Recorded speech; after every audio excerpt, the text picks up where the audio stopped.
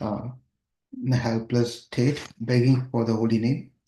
And what we learn is Akinchanya, that's a helpless state. Um,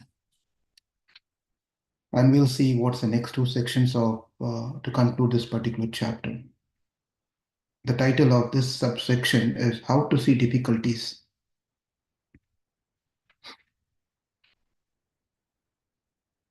Yeah. Srila Bhakti Siddhanta Saraswati Thakur presented four simple points regarding how a devotee sees the material world and its difficulties. That person is entitled to the attainment of the service of the feet of Godhead, the Redeemer from worldly bondage, who lives by submitting to Him by heart, speech, and body, realizing by his good vision Krishna's mercy in the sufferings entitled caused by his own misdeeds. So this is exactly what Brahma says in the prayer Tattenu Kampam Susukshamanam sloka, where it says that whatever is bad thing is happening, it's just because of my bad karma, past deeds, and whatever is good things are happening in my life is simply because of my good karma from the past deeds. Is not how devotee thinks. Whatever the bad things happens in my life is just simply because of my previous karmas, and whatever the good things happen in our life is simply because of Krishna's mercy. Not just we take claim of is because of my good karma. It's all my good karma, Prabhuji. I am somehow escaped this difficult time or this problem. But devotee should will not talk like this. It's all because of Krishna's mercy that I was saved. It's because of Krishna's mercy I got the child. Because of Krishna's mercy I got promotion. Whatever, it's all because of Krishna's mercy. That's how devotee thinks. Whereas others think that it's just because of my own effort or previous karma that I'm enjoying what I'm enjoying now, or I'm entitled for whatever I'm entitled right now. So please remember this point that whatever bad things happens, our consciousness should tell us that it's just Krishna's mercy that we are only suffering a little bit is because of my previous karma. And whatever good things happen in our life, it's simply because of Krishna's mercy. And for especially as for the devotees, it doesn't really, this is not on our level, in the higher level, whether it's good or bad, they do not differentiate this is bad and that is good. That is on the highest stage of bhakti. But as a beginners, we all have to at least think in these manners. There is no other way by being delivered from this world. Whatever God does is for our good. We can be redeemed if we behold His mercy in every event and in every activity. But if we notice any defects in His works or realize any cruelty in therein, it is sure to result in evil and difficulty for us. So what Bhakti Siddhanta is telling is God does not samoham sarva bhuteshu. Krishna says in Bhagavad Gita, He doesn't differentiate anyone. We differentiate people. These are good people and these are bad people. But Krishna doesn't do this one. He is equal to everyone in however way we surrender to him. He reciprocates accordingly. Um, so we have to behold to Krishna's mercy as the only way we can be reclaimed by Krishna. That is happens through the events of our life, every activities. There are so many activity, there are so many opportunity that comes in our life to realize that this is Krishna's mercy. If we don't realize that this is Krishna's mercy, then we are digging ourselves. So we have to understand that very important point and do not take it light in our life. Every moment is a challenge in our life, and for devotees, in every challenges, Krishna is with us. We should not forget that. And we have to lead a life in a way that Krishna wants us to lead us the life.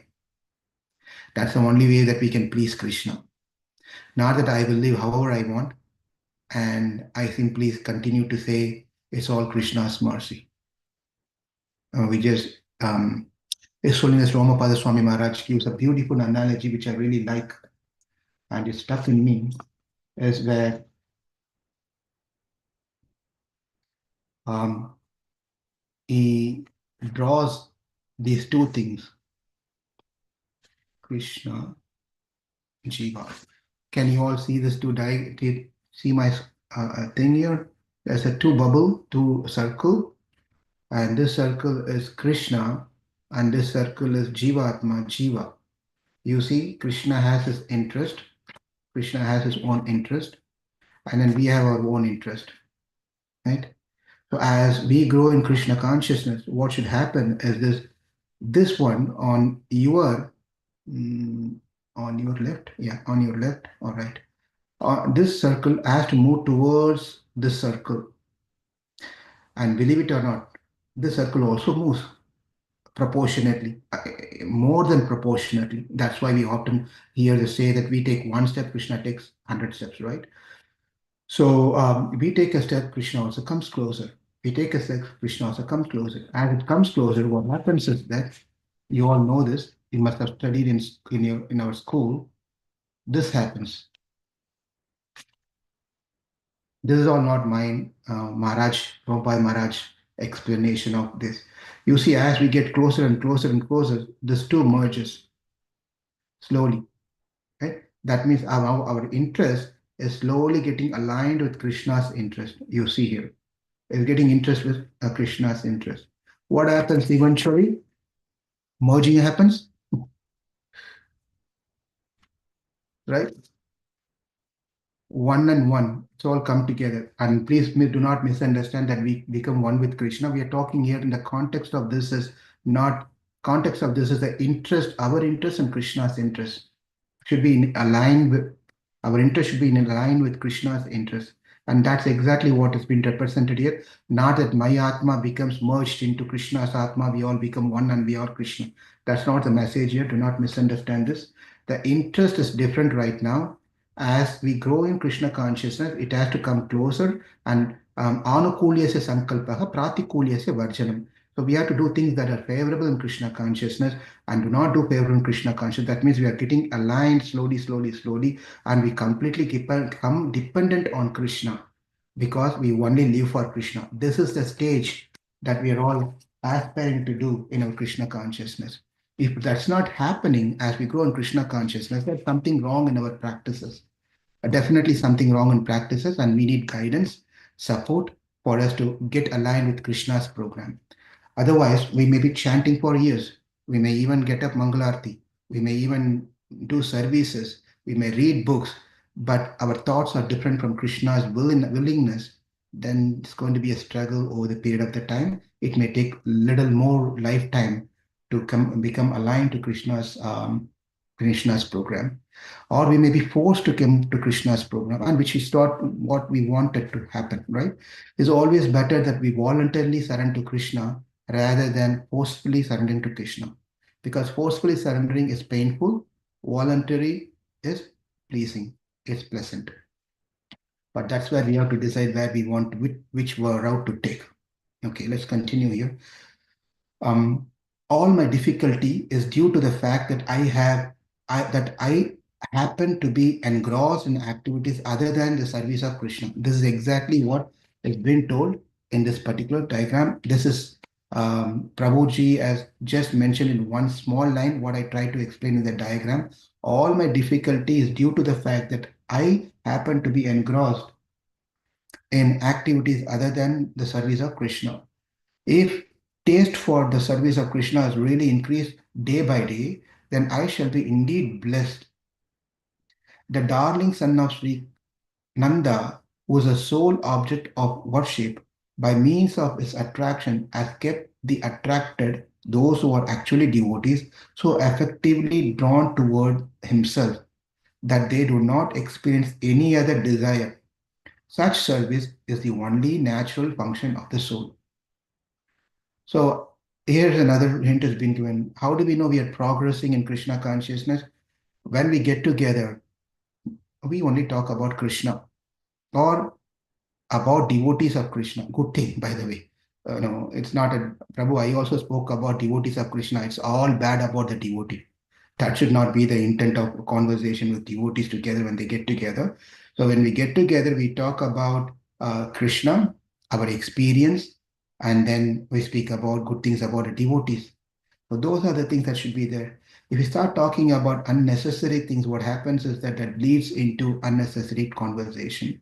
So it's better to avoid those things. Of course, there should be a friendly conversation and all those things are fine.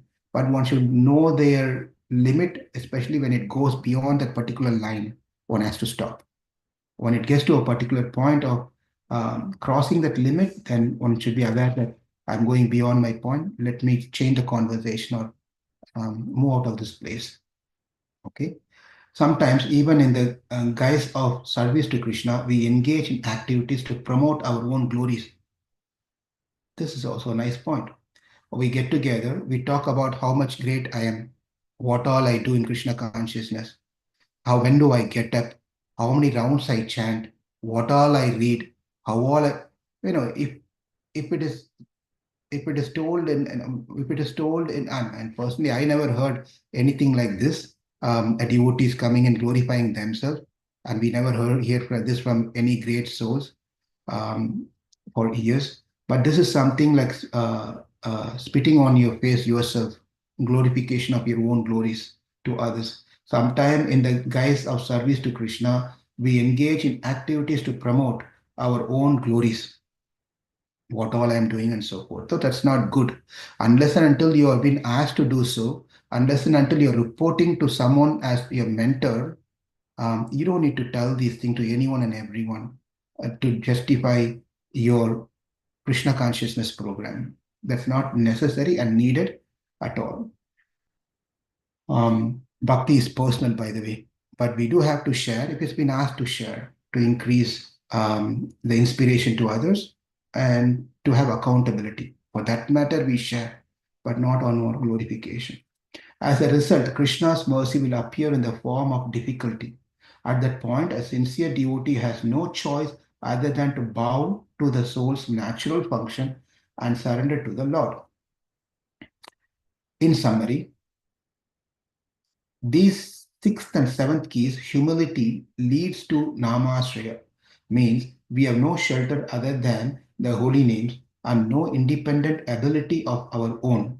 We have no material opulence on which to depend, and we sincerely need Krishna's mercy. Nothing else is capable of carrying us into a sense of belonging to nothing else is capable of carrying us into a sense of belonging to Krishna as his surrendered servant. Therefore, we should chant Krishna's names in a fixed and humble mood. I am yours, Krishna, and you have kindly come in the form of your holy name. That's a message that we have to have in our mind. I am yours, Krishna, and you have kindly come in the form of your holy name. So I'm going to take another 3 minutes or 2 minutes, whatever it takes, to finish this page. It's just two paragraphs short. Back to basics. So this is name or subtitle of this chapter, Back to Basics.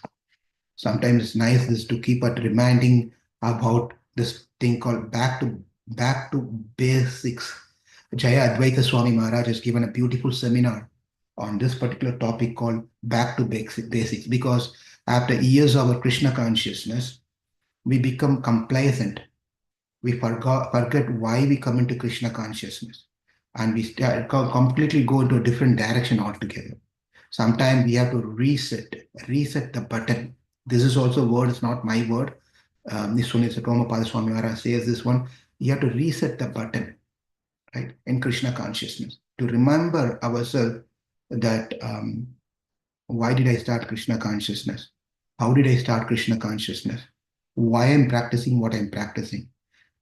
What I have done so far personally in my maturity in Krishna consciousness all this year together. We have to practice and understand these things also. So that's called basics, back to basics. Namashraya is the foundational goal of our chanting. We should chant, we should chant Krishna's names and avoid all namaparadas, especially inattention, seeing the limitations of our own sincerity and ability. We should humbly seek shelter in Krishna's holy names and bathe our consciousness in their mercy. Hare Nama, Hare Nama, Hare Nama eva kevalam, kalo nasteva gadir anyataha. In this age of quarrel and hypocrisy, the only means of deliverance is chanting the holy name of the Lord. There is no other way. There is no other way. There is no other way.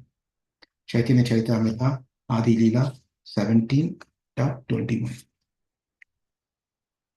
Thank you all very much. Please remember this message of how to see the difficulties, how we have to reset and rethink of our practices, especially think about the back to basic how we were when we started Krishna consciousness, and remember those things. In that way, we can nicely chant together and progress nicely. You all, thank you very much for joining this morning. When we continue reading the 14th chapter tomorrow at let's meet tomorrow at 5 a.m. Central Time. Thank you all very much. Chant and be happy. As Prabhupada says, Hare Krishna. Hare Krishna, Prabhuji. Hare Krishna. Hare Krishna, Prabhuji. Hare Krishna.